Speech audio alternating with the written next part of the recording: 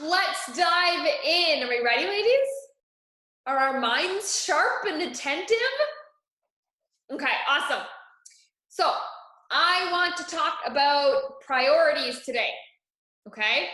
And it was my lovely fiance, Ryan, that gave me this idea and sparked this thought in me. So, shout out to him.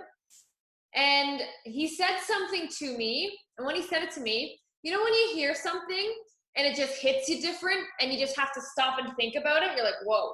And you just start to analyze it and you appreciate it instead of like in one ear out the other. Well, he said something. That's kind of how I felt. And I want to see if I can recreate that feeling for you ladies. Okay. Now, before I go into what it was, I want you to quickly make a list of your priorities for me. So write it in the comments or put it in your head. Just list off some of your priorities. What are they? Okay, what are the things that are important in your life to you that are at the top of the list? Let me know, okay? And the reason I ask, and just so we're on the same page, priority comes from the word prior, right? And prior meaning the thing above all other things, the thing before things. That's what prior means. It means before, right? So what are your priorities, okay?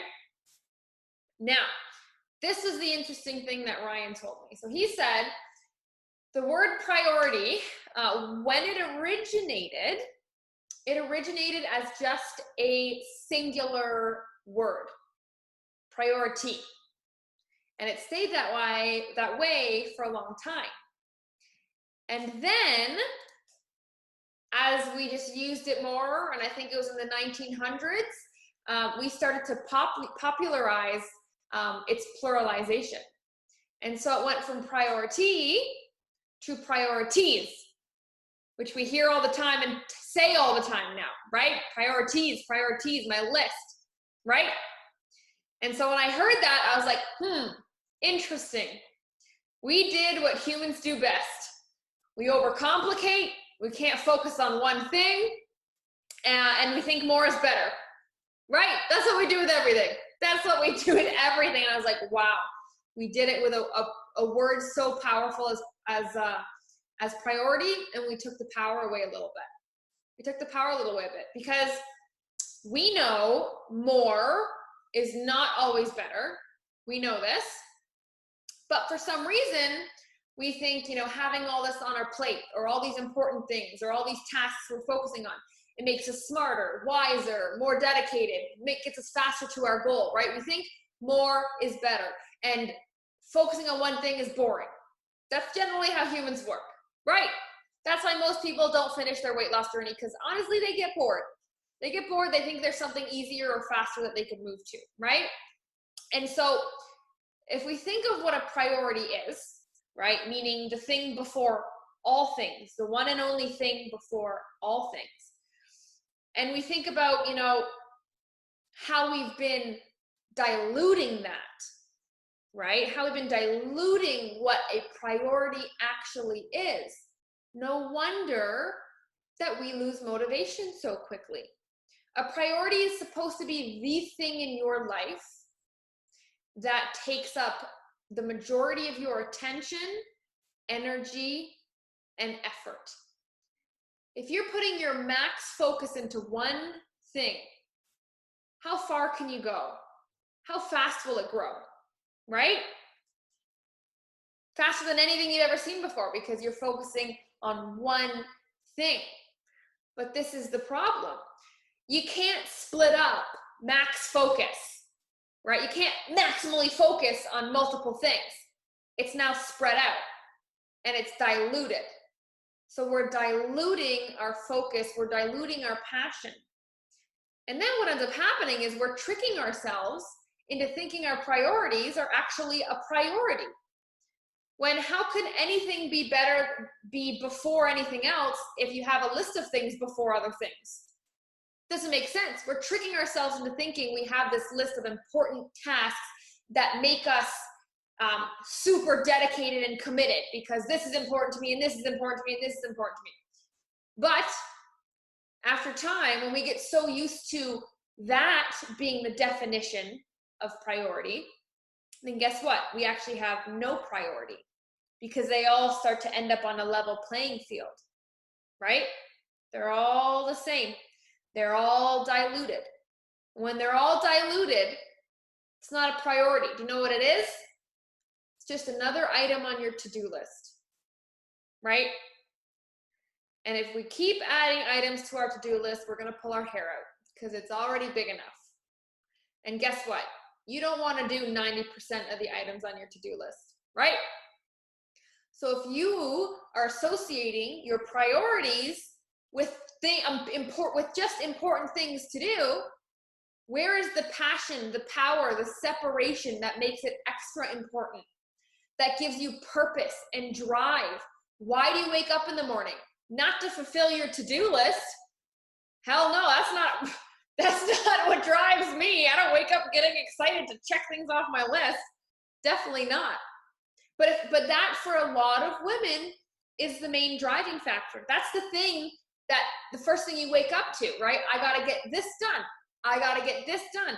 And we've tricked ourselves into thinking the things we get done on the highest of our to-do list are our priorities, because we've diluted what that word is supposed to mean.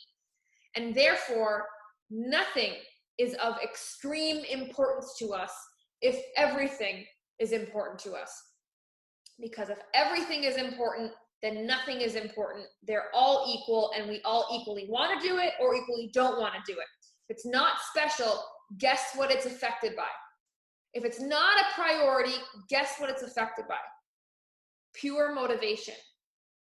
Whether or not you get things done on your to-do list is always affected by whether or not you're motivated to do it or not, right? I feel like it or I don't feel like it.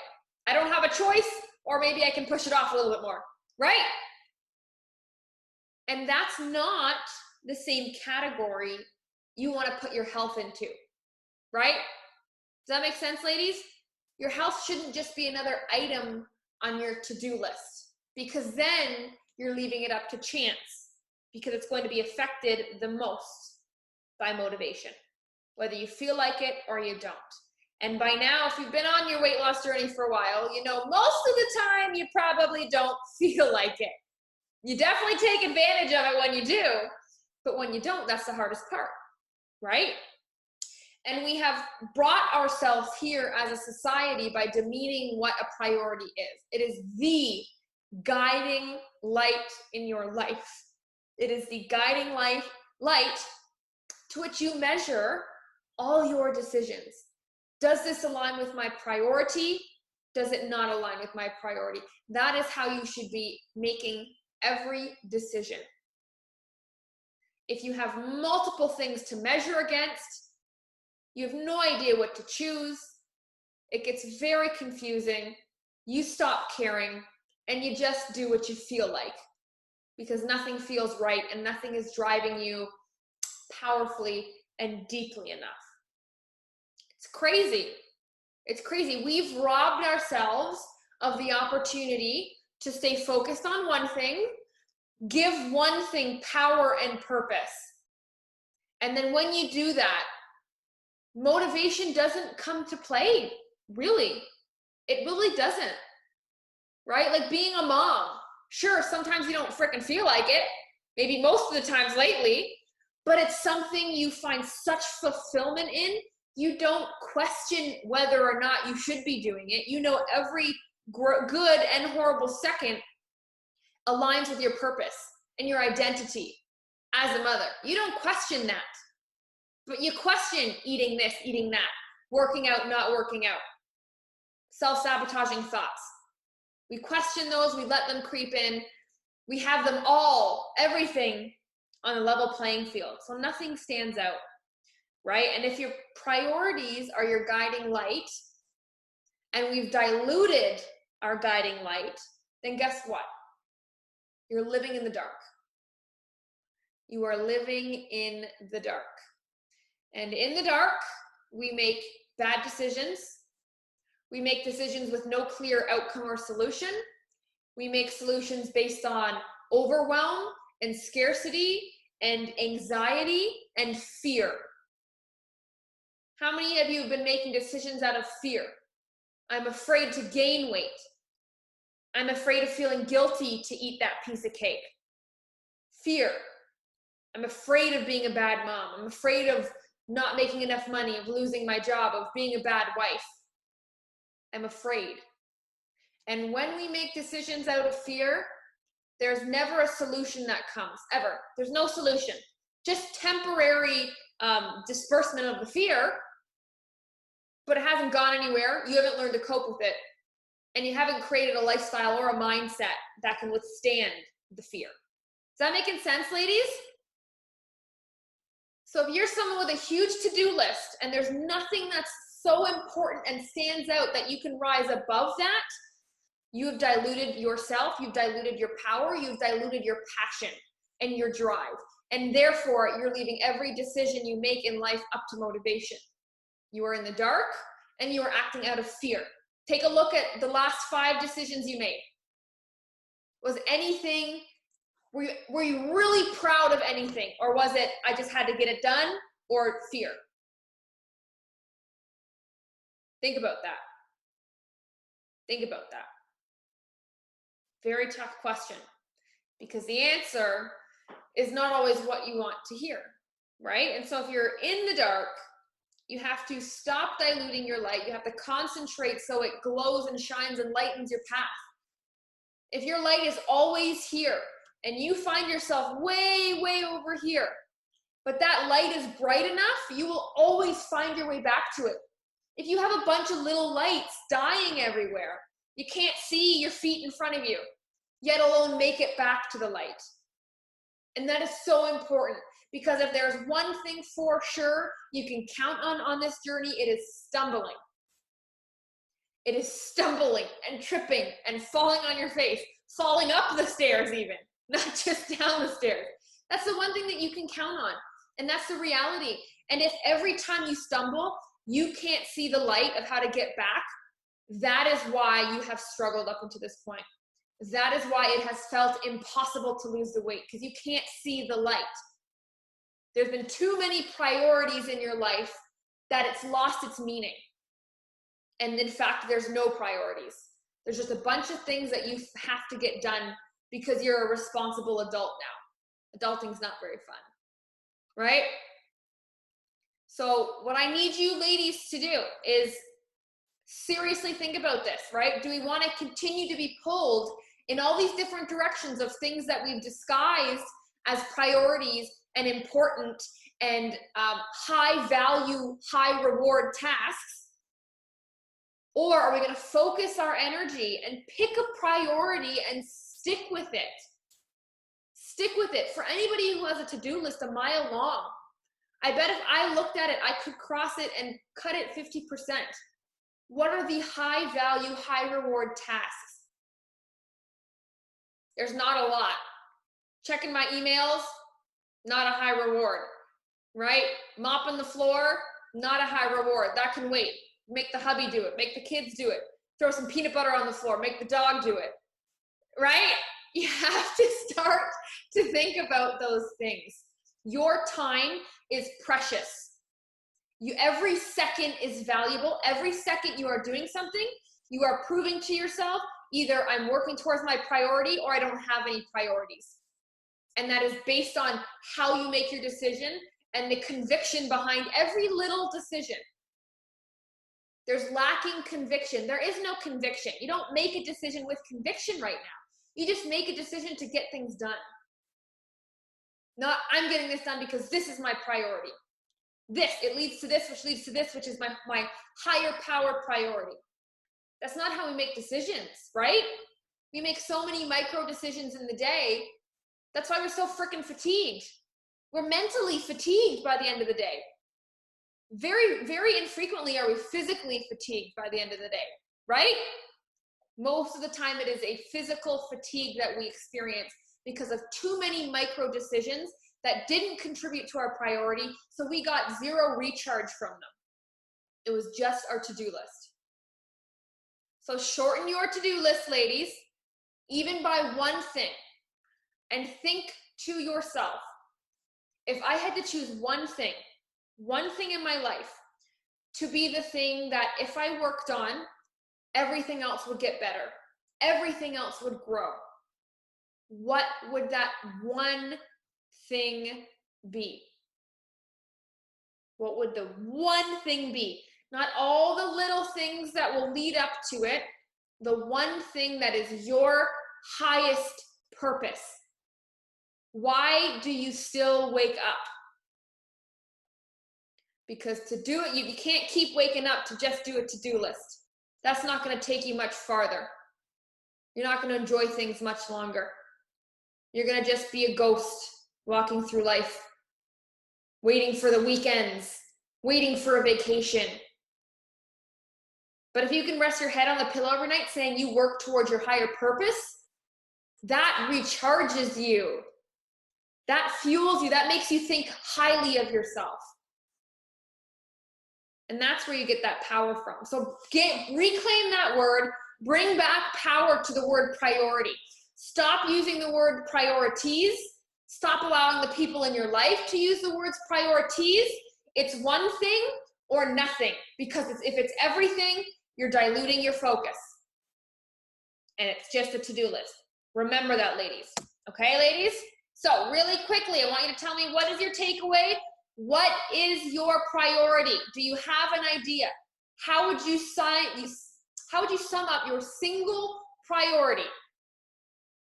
That if that is truly where you put the majority of your focus, your life will flourish. Where you can be proud of yourself for working on something. What's the one thing you could work on and never get tired of? The one thing that you could work on and would never stop giving you rewards. And that answer is almost always you. You. And hopefully you've come to that conclusion by now in this talk. It's me. My happiness, my health, my mental state, my household, my family, my kids. Me. I'm at the center of it all. I am a priority. You are the only priority. Act like it. Create a life around it. When your cup is full and overflowing, everybody else's cup can get full just from yours overflowing, just from the extras of you. That's how contagious and powerful this is. Do not underestimate that shift in mindset of taking back the power of that word. Do something with purpose and meaning, and ask yourself, have I been tricking myself into thinking I've been making myself a priority by putting things for me on my to-do list?